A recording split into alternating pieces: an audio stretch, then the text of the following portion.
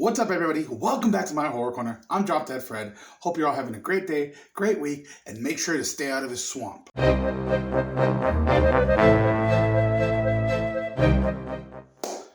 Finally, okay, I know my channel is shifting right now. It's going through some things, going through different emotions, but I really want to talk about one of my all-time favorite fucking movies. Hatchet! Directed by Adam Green, came out in 2006, and released by his company, Ariscope Productions, which has put out, he's put out quite a bit of stuff. Some of his more notable things are Frozen, Digging Up the Marrow, his TV series, Holliston.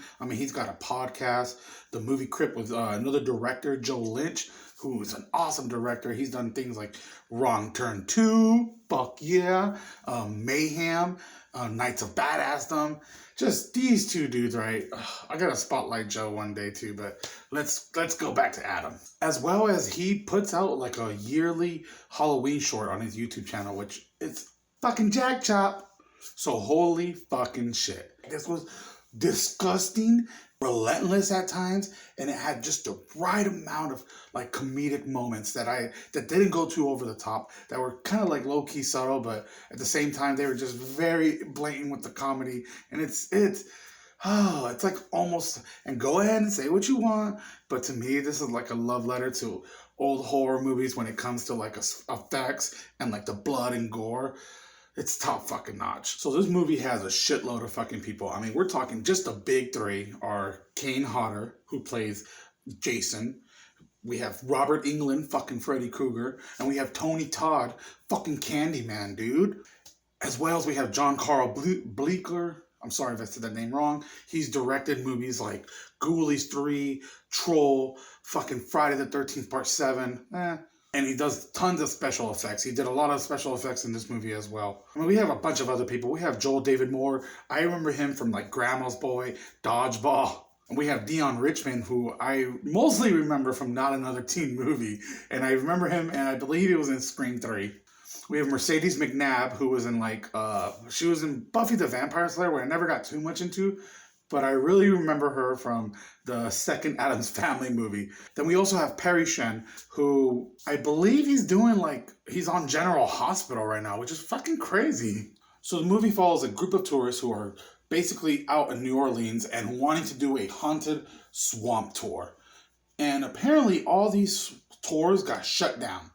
So they had to get it low-key, under the table type of thing, and they're redirected to a shop from Tony Todd. Tells them, hey, I don't do those no more, but go down the street. They got you down there. Just, keep it low key. And they're doing this haunted swamp tour out in the Honey Island Swamp, which is supposedly haunted by this local ghost legend, Victor Crowley. And after a boating accident on their tour leaves them stranded out in the swamp, they slowly start to get picked off one by one. Very brutal, very rough. Does not hold back when it comes to that shit. There is an insane amount of blood in this, at least to me. From the very opening shot, you have one pretty gnarly fucking death, but then there's gallons being just lunged onto the fucking tree. Some of these kills are just absolutely over the fucking top, dude. Holy shit. And I will get into some of my favorite kills in the movie, but man, like I said, it is fucking relentless, dude. Victor Crowley. What I really enjoy about this movie, there's a good amount of comedic moments, but never, ever is there a comedic moment in the same, basically in the same scene with Victor Crowley. And Adam Green has talked about this. He feels like whenever you introduce comedy with your main villain, your main, creature, that's it. It loses all its appeal. And I can completely agree with that. Anytime Victor Crowley is on the screen, it is no comedic moment. It is no bullshit. This fool is out to fucking just kill, kill, kill. And I really thought the backstory on Victor Crowley is done really well. But the backstory we get is pretty cool about this deformed kid that was essentially picked on all his life because of his deformity. And one night a bunch of fucking asshole freaking teenagers come and end up accidentally lighting his fucking house on fire. But the tragic story of this whole little backstory is when the dad sees the house on fire, Kane Hodder, who shows amazing acting chops in this, by the way. Credit where it's fucking deserved. Kane Hodder without the mask.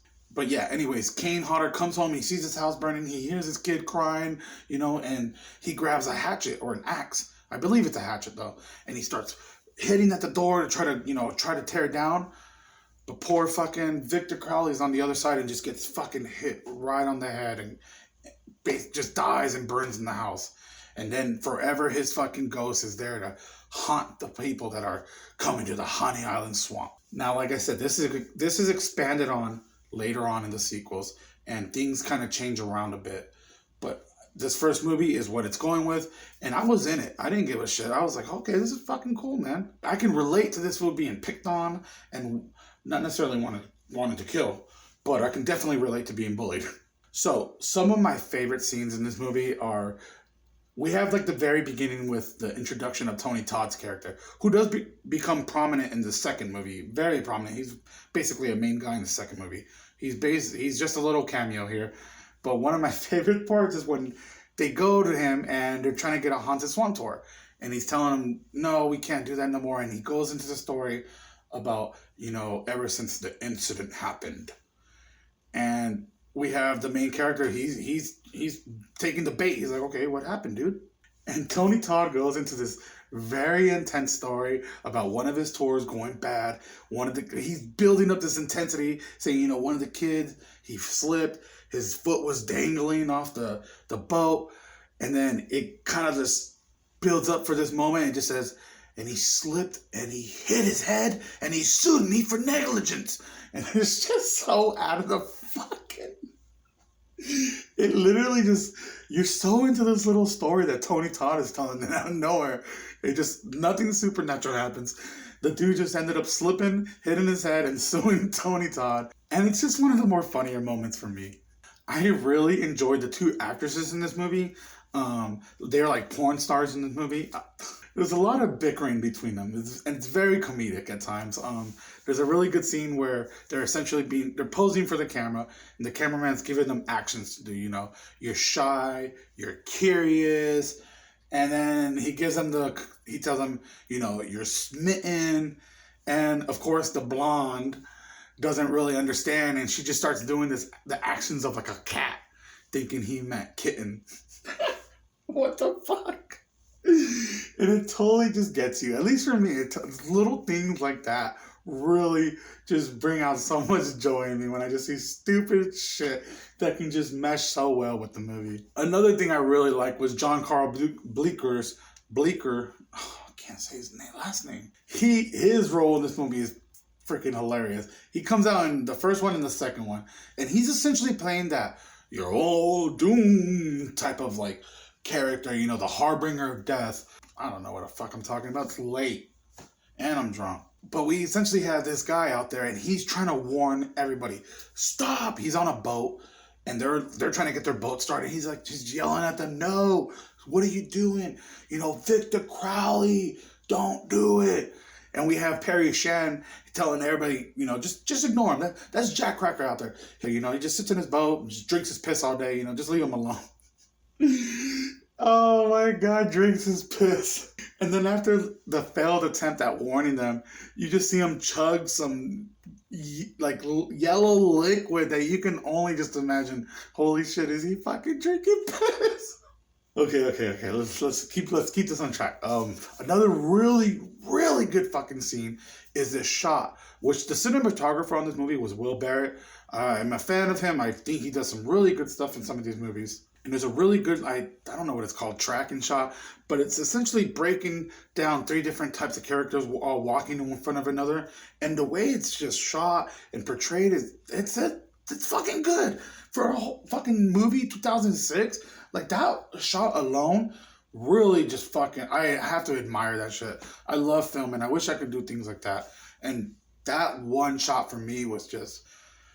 Oh, we need to talk about the ending. So I would have fucking hated this ending if I had saw this when it came out and had to wait. The fact that I was able to see the second movie right away, was very pleasing because I can't imagine. I hate shit like that. That's why I'm saying I have to say I hate this ending. You have to watch the next movie right away or you're just going to be left there with blue balls because the definition of blue balls is this fucking ending. I cannot think of another ending that just does this to you. And the way it works is because these movies were literally written as one entire fucking like trilogy, I believe. You can watch this movie, and as soon as the credits end, have the next movie queued up and just don't even watch the credits. Just hit play on that exact opening scene, and you can do that exact same thing for the third movie. It's fucking a trip, and I absolutely love Adam Green for that type of creativity. I mean, you gotta have balls to be a kind of not too big of a director around 2006 and end a fucking movie just like this. All right, I want to wrap this up with my top 3 kills with an honorable mention, okay? Let's fucking do it. Number 3. We got Doug Shapiro with the head twist. Now, this was absolutely brutal. I mean, the way the fucking neck looks, the wrinkles on it, it almost reminds me of some special effects with The Thing. You know, John Carpenter's The Thing. It's just, the way, I can't think about it right now. Number 2. We got, I believe her name is Jenna in the movie, one of the porn actresses. But man, this was close with the number 1 spot. Only because the number 1 spot is just so creative, I thought. But man, this is absolutely relentless. This chick gets a fucking sander to the face. And then she's on the ground, she's on force, her fucking, half her jaw is just gone. She's still alive, trying to get away, and he's not fucking done. He fucking picks her up and just impels her through a shovel. Shit, dude. Honorable mention. So I had a tough time with my honorable mention. I have no issue with my number 1. But my honorable mention, I had to pick between the first kill and this kill. And I feel like this kill is definitely more brutal. We have Marcus's kill, which is, oh man, it's fucking, I feel so bad for this dude. I can understand why like everybody needs to fucking die in the movie, I guess. But man, I really feel like this dude did not need to die. And I hated it. I hated it. Homeboy gets caught up in the cemetery. Of course, he's the last one behind. Gets his fucking arms ripped off, dude. Just raw. Just straight raw dog that shit. Oh, fuck. Oh, I think I had a little too much to drink. Seriously. Gets his fucking arms ripped right off. Then, Victor Crowley is not done. Yeah, right.